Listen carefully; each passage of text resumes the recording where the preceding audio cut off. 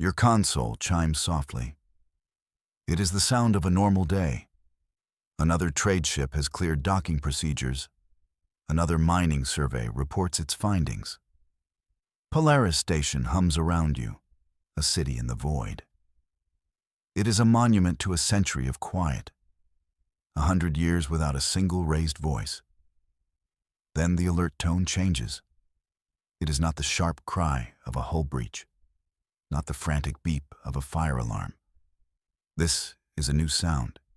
It is a low, inquisitive tone your system reserves for the unknown. On the main view screen, the star field shifts. The long-range sensors have focused on something that just appeared out of nowhere. The ship is a sliver of obsidian. It has no lights. It has no visible engines. It simply hangs there in the black. It did not use a standard jump point. It just arrived. Every law of star science you know says this is impossible. Yet there it is. A silent, uninvited guest at the edge of your space. An omen that has just broken a century of peace. You are the station's chief diplomat. The title sounds grand. It brings to mind images of grand halls and historic treaties. The reality is far less glamorous. Your office is spacious. The view of the star-swept void is breathtaking. But these walls are a gilded cage. Your authority feels less like a scepter and more like a chain. For years, your job has been simple. You smooth over trade disputes. You mediate cultural misunderstandings. You were the station's master of ceremonies. The hardest part was staying awake during long agricultural summits. Now, you watch the silent ship on your screen, and the weight of your title presses down. You are the voice of Polaris Station. 50,000 souls depend on your words. They depend on your judgment. Every protocol, every emergency plan flows through this office, through you. And for the first time in your career, you have no idea what to do. The silence from the void is deafening. The first hails went out an hour ago. Standard greeting packages in every known language. You even sent the old mathematical constants. The universal welcome mat of intelligent life. You offered assistance. You requested identification. You asked them politely not to park in a fire lane. A little humor for the bridge crew. No one laughed. The ship remains silent. It does not answer. It does not move. It just waits. The station security council is in a state of quiet panic. The military channels are a constant, low buzz of status reports. Shields are on standby. Defense platforms are powered up. The tension is a physical thing, a tightening in your chest. Every passing moment stretches into an eternity. Silence is their weapon of choice. It is brutally effective. It breeds fear. It invites speculation. Are they hostile? Are they disabled? Are they just incredibly rude? The unknown is always worse than the truth. You watch the unblinking black ship, and you feel like a character in a horror story. The one who keeps asking if anyone is there. A red icon flashes on your console. It is a Priority 1 message. It is from the unknown vessel. Relief washes over you for a fraction of a second. Finally, an answer. Then you see the message format. It is not a communication, it is a data packet. Cold, impersonal, compressed. You open the file. There is no greeting, no introduction. Just a few lines of stark, universal text. Their name is the HFY, loss.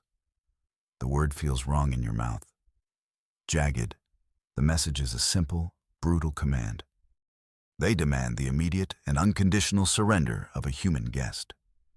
The message includes a designation, a name. Dr. Iris Thorne. You are to turn him over. No negotiation, no discussion. The message ends with a timestamp. You have 2 hours. Then, the silence returns, more menacing than before.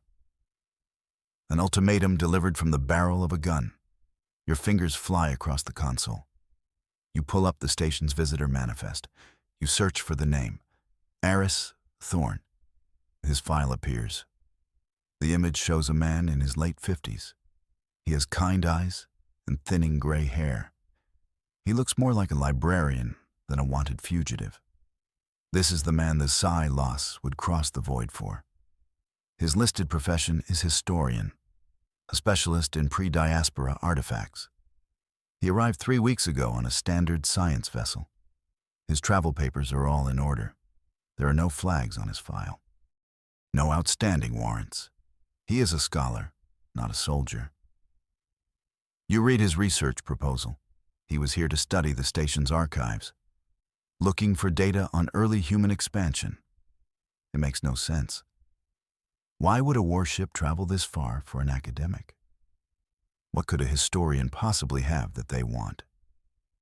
The station hosts hardened mercenaries and corporate spies. It houses political exiles and reformed criminals. Any of them would be a more likely target. But the Psi Loss want the quiet man with the gentle eyes. The galaxy, it seems, has a dark sense of humor. You send a coded summons. Not to the Security Council, not yet. You send it to Dr. Thorne's quarters. He arrives in less than 10 minutes. In person, he seems even smaller, more fragile. He holds a data slate to his chest like a shield. Fear radiates from him. He knows why he is here. You do not tell him about the ultimatum. Not directly. You ask him about his work. You ask him what he has found in your archives. He hesitates. He looks at the door. He is deciding whether he can trust you. Your career has been built on moments like this, on earning the trust of scared people. Finally, he speaks. His voice is a whisper. He tells you he found more than just old records.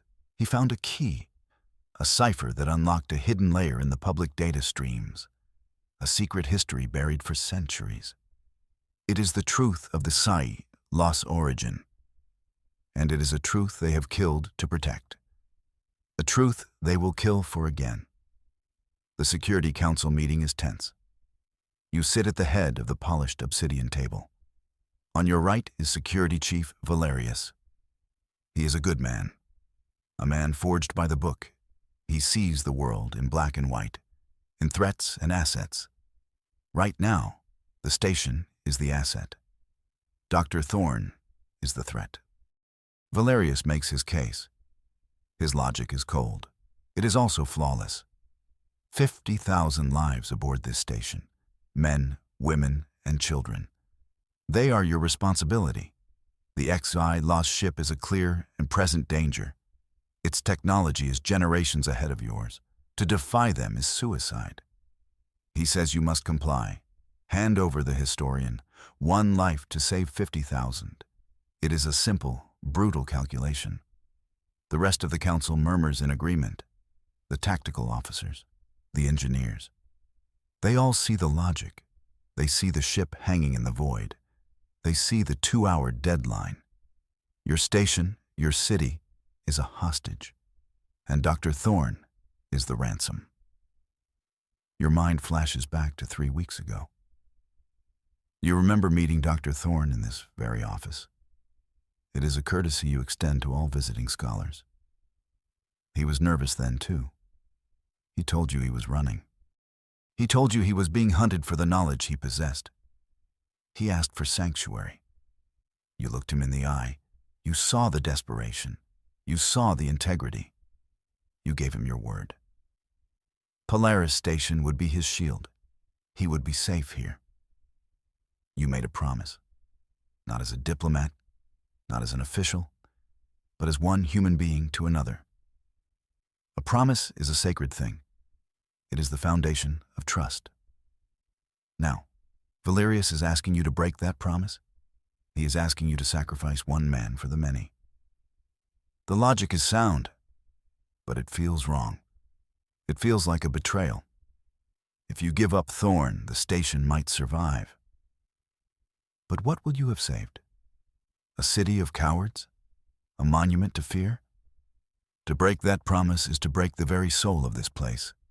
It is to break yourself. You look at Valerius. You look at the worried faces of the council. They are waiting for your decision. The gilded cage has never felt smaller. The chain of command has never felt heavier. You take a deep breath. The choice is made. You stand and the room falls silent. You tell them your decision. You will not surrender, Dr. Thorne. You will not bow to threats. Polaris Station does not trade lives. Not now. Not ever. Valerius starts to protest. You hold up a hand. The decision is final. You walk to your console. Your fingers are steady. You compose a formal reply to the HFY loss. It is the shortest message of your career. Just 2 words. Request denied. You hit send. Then you turn to your command staff. You issue a single order. Move the station to red alert. Alarms begin to blare across the station. The low hum of the shields powering to maximum is a comforting sound. A sound of defiance. Dr. Thorne is brought to the command center. He saw your message. He saw your decision. The fear in his eyes has been replaced by something else. A grim resolution. He knows he owes you the full truth now. He walks over to the main holographic display. He slots his data slate into the console. He tells you the secret he carries. The official history states the sea, Loss are an ancient, star-born species. They claim to be the first children of the galaxy. Their religion, their society, their entire identity is built on this claim. They see themselves as divine, as the rightful inheritors of the cosmos. Thorne's data proves this is a lie. He displays images, star charts, genetic code fragments. The XY loss are not a natural species. They were created. They were built as biological weapons by a race that vanished eons ago. They were servants, not masters. Their divine history is a fabrication, a control program to keep them from realizing their own terrible purpose. The truth doesn't just challenge their culture, it shatters it. A klaxon shrieks through the command center. The tactical officer shouts, "Energy spike from the XI lost vessel." On the main screen, a lance of white-hot energy erupts from the obsidian ship. It crosses the distance in a heartbeat. It is not aimed at your command tower. It is not aimed at your weapon systems. It is a statement. The lance impacts the station's outer shield. The view screen whites out for a second. The deck beneath your feet shudders violently. Red lights flash on the damage control board. The shield held, but the power drain is immense. The station groans like a wounded beast, a deep, resonant protest from stressed metal. The warning shot has been fired. The message is clear. That was a taste of their power. The next shot will not be a warning. The next shot will be a kill shot. Valerius looks at you. His face is pale, but he says nothing. He simply nods. He understands now. There was never a choice. Compliance was always an illusion. You turn to the communications officer. Your voice is calm. It is steady. You cannot afford to show fear. Open a wide-band channel, you command. All frequencies. Maximum power. You are playing your last card, your only card. You begin the broadcast. This is Chief Diplomat Kai of Polaris Station. We are under unprovoked attack by a vessel identifying as the Xi Loss. You keep your tone even. You lay out the facts, the ultimatum, your refusal, the attack on a civilian station. It is a plea for help sent out into the vast, uncaring darkness. You send the coordinates of your position. You send the tactical data on the XY lost ship. You send it all. A message in a bottle thrown into a cosmic ocean. You can only hope that humanity's fleet is out there. That they are listening. and that they care about a remote outpost on the edge of nowhere.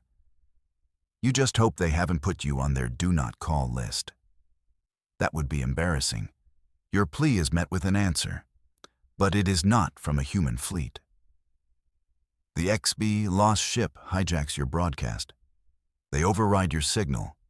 Their own message thunders across every speaker on the station. A new face appears on the view screen. It is XC Loss, tall, gaunt, encased in ornate golden armor. Its eyes burn with a cold, righteous fire. Its voice is like grinding stone. It speaks not to you, but to the galaxy. It declares that Polaris Station is a nest of heresy, a sanctuary for blasphemers who would deny the divine truth. It calls Dr. Thorne the great corrupter. It calls humanity an infestation, a thinking plague that must be cleansed. There is no talk of surrender now. There is no room for negotiation. This is a declaration of holy war. The Psi, Lost Leader, raises a gauntleted hand. It promises that your defiance will be the spark that ignites a crusade to purify the stars.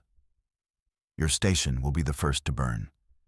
Your world will be the first of many to fall. Through the forward view screen, you see your response. It is small. It is hopelessly outmatched. But it is there. Commander Eva Rostova leads your defense fleet. 2 cutters and a single aging frigate. They form a thin screen between your station and the enemy, a tiny shield of courage against an oncoming storm. You watch them on the tactical display, 3 green icons against 1 massive red one. They look like children standing up to a giant. But they do not waver. Their comms are disciplined. They are professionals. They know the odds. They are flying to their certain deaths. And they are doing it for you. For the station. For the promise you made. Commander Rostova's voice comes over the command channel. It is clear and calm. All ships, target their primary weapon arrays, fire on my mark. She's not trying to win. She's trying to buy you time, a few more minutes, a few more seconds. Her bravery is a beautiful, terrible thing to witness. The XI Lost warship is a mountain of dark metal. Weapon ports slide open along its hull, dozens of them, each one capable of vaporizing one of your ships. But your fleet fires first. Tiny lances of plasma and kinetic rounds streak across the void. They look like sparks thrown against a fortress wall. They impact the enemy's shields with no visible effect. Then the giant answers. Torrents of energy erupt from the XE Lost vessel. The space between the ships becomes a storm of light and fury. Your choice has been made. Your defiance has been answered. The first shots of a new war have been fired. And as you watch your small fleet fight and die, you know this moment will echo through the stars forever. You have doomed your station. Or you have just saved your species. Only time will tell.